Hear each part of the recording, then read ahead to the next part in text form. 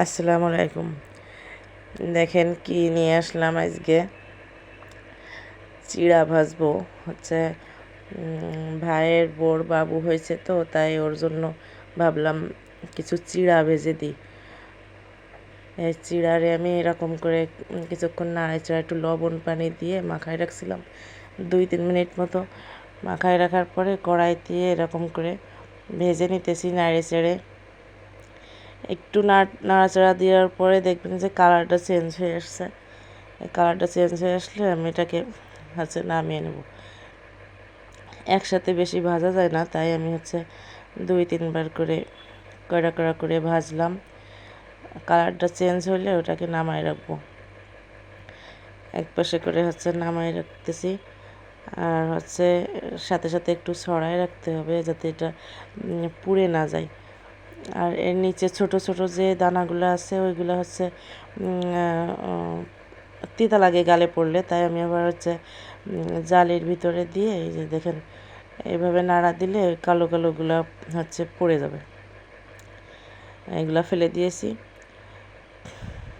দেখেন। তারপরে চুলায় যে সরিষার তেল দিয়ে দিলাম অনেকটা।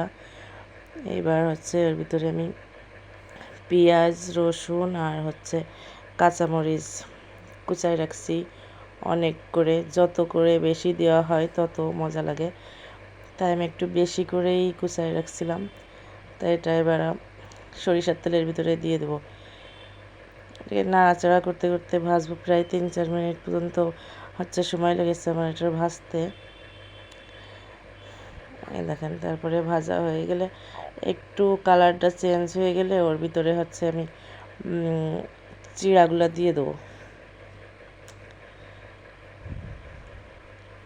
আমার ভয়েসটা শুনে আপনারা হয়তো বুঝতে পারবেন যে আমার শরীরটা বেশি ভালো না,